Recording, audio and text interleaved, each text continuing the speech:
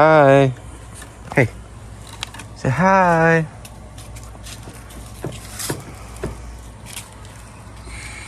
Hi. What's up? Welcome back to another video. In this one, it's just some small stuff. Hey, get out of there. But I was finally able to track down some door moldings for this car, for the passenger side that's been missing.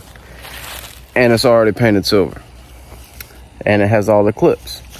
So today we're gonna install that. And I'm gonna show you, I'm not gonna do a part 3 on the trunk floor that we built, because I just don't see the point. But anyway, I'll show you what it looks like in the car.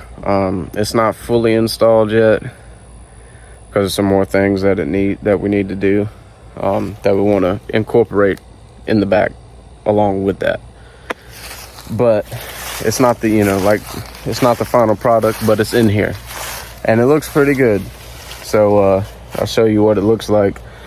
And I haven't permanently mounted it down yet. It's just kind of sitting in there. But anyway, so this is it installed into the car. And I'm probably gonna put some thick pieces of plastic to cover this area, because I had to cut it that way because I couldn't get it in and out because of the shape of the trunk, how this part overhangs. I couldn't get it in there and lay it down without doing it like that. But like I say, eventually the battery's going to sit over here in this area. There may be a fuel cell in the back, and possibly, a nitrous bottle too. We'll see one day. We haven't made it that far yet, but I think it looks pretty good in there. What do you guys think? Here, especially, you can see the carbon. I don't like that my metal flakes kind of turned purple, pink instead of purple, because they were like that color purple, and after my resin cured, they turned hot pink. I think the color just bled out.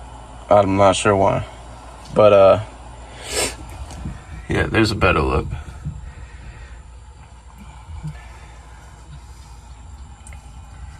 I think it looks pretty good in here. But anyway, got some door moldings I found on eBay, and originally the seller sent me just the driver's side, and I was like, hey, I need the passenger side too. I was like, I'm sorry, I forgot to put that one in the package. So, he had to reship it to me. But anyway, so we're gonna have to take this door panel off and to get access to the back side of this nut. But we should just be able to pop the smaller section on. So I'm gonna go ahead and do that. I'll show you what I did really quick. So on the smaller piece, didn't have any of the clips with it. It came like this, with none of the clips. So, and I didn't have the clips, and they're evidently really hard to find. So I took some of the extra ones I had from the piece of side molding that I didn't need, and I shaved them down to fit inside of here, and I hot glued them in place so they wouldn't slide off. But this should now really just pop in.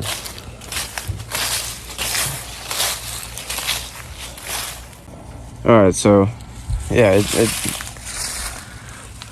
it literally just pops in. My car has a small dent in it on that clip, but it's in there pretty strong. like I might have to get in the back seat and pull that rear trim out and just give the outside of the car a little tap to try to get that dent out a little better, so that I know it'll fully attach.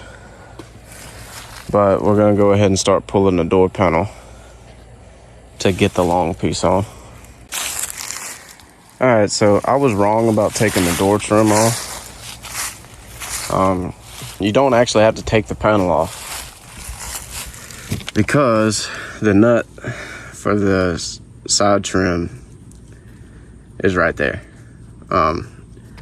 But it's a good idea to take the door off anyway, so you can reach through and kind of pull the plastic clips, so you can make sure you're getting a good, snug connection on them, which is what I did. So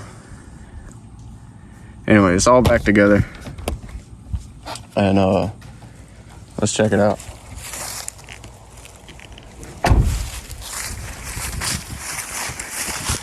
It actually looks respectable now. It's not just big gaping holes over there now. I don't think it'll come off again. Like I say, that should hold, just like it does, from the factory. These things stay on there for 20 plus years. So on this one, there is a slight dent here, and I'm assuming this car got sideswiped or something, backed into something, and that's why the trim was missing. But I didn't take the door panel, the interior panel off from the inside. I just kind of manipulated that dent a little bit from the outside, and I got that trim piece to stick on there pretty good. So it's not coming off. So it's attached pretty good. I think we're good now. The car looks pretty good for a daily driver. The only thing it could use is a paint job, but we don't need that right now. Alright guys, I gave the car a quick wash. I think it looked good with the trim. I know a lot of people don't like it. A lot of people remove it, but the last Integra that I had, the side moldings were already removed when I got the car. They had already been shaved, and I always thought it looked good that way. But this is the first one I've had with the paint matched side moldings, and I actually like the way it looks a lot. I think it completes the profile of the car. But let me know what you guys think. I think it looks pretty good. Anyway, I'm not sure what we're gonna do next. Next video, like I said, I'm not sure what we're gonna do next. I know I eventually want to change the color of the car, and I'm not sure if I'm gonna do a wrap or something like plastic dip, because I know I want to eventually do a full high quality paint job on it. Excuse me. But I know I don't have the time or the ability to do that right now or anytime soon. So I was thinking, in the time being, I might just kind of leaning towards plastic dip, because I've done that. I have a lot of experience with that. But don't you guys think this car would just look dope? And don't you think I think it would look really, really good with a midnight or HKS purple with a black hood, and maybe even a the Mugen Gen 1 wing. I think that would look cool. Obviously it'd be a rep, because there's no way I can afford a real Mugen wing, but I think it would look good. Anyway, in the next video, we're probably going to go back to the interior because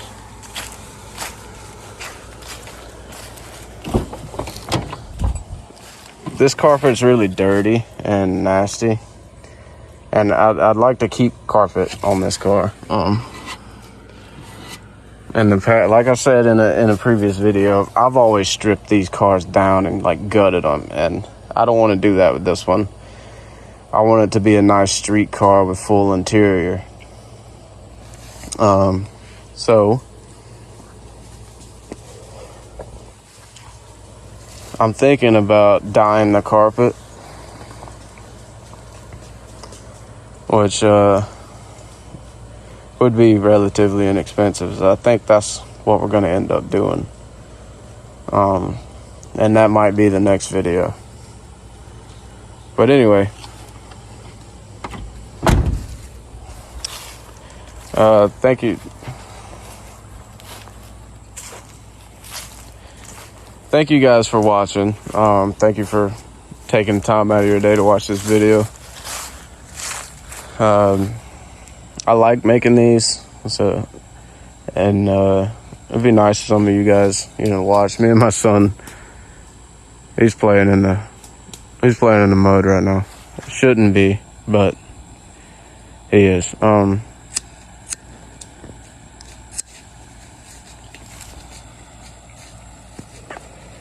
want to thank you for watching my videos. I know they're not great, but it's fun to do, and it gives me and my kids something to do.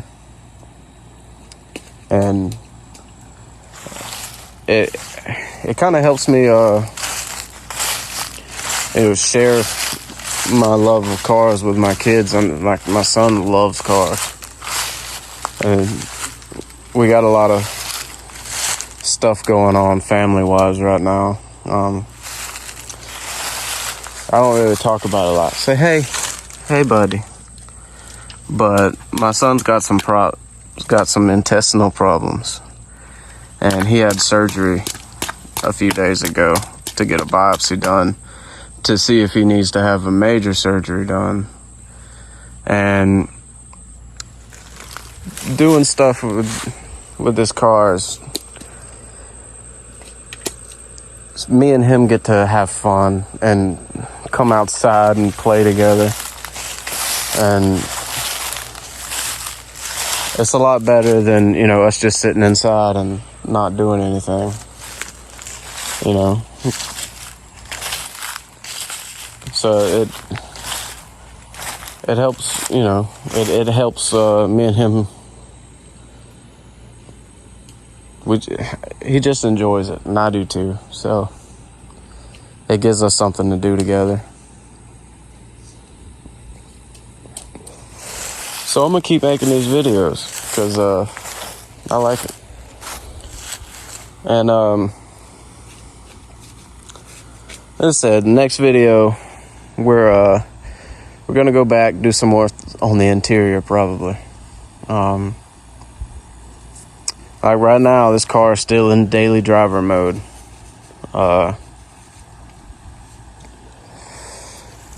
It's still just making a nice, dependable daily driver. But eventually, I do want to start adding more power to the car. So that will be coming in the future, and I might make that a different playlist than this one. But it's not going to be for a while because I need another daily, so I don't have to keep daily in this car, so I can make it more powerful and do more things to it that might hurt the reliability. But even then, the goal is still going to be, like, my overall goal with this car is less than 500 horsepower.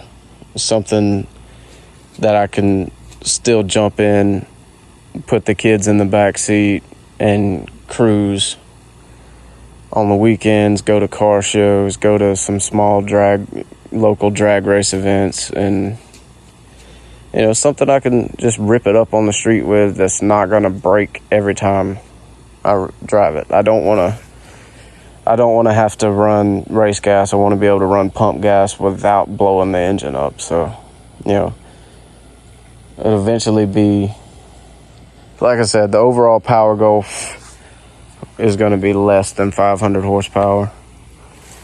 But it'll still be a fun, dependable street car that'll be relatively quick for the weight and size that the car is.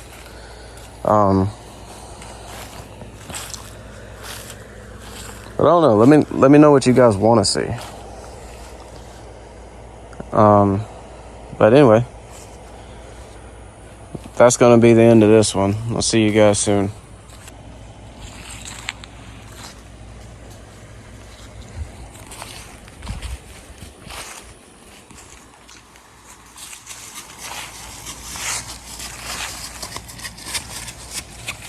Say bye.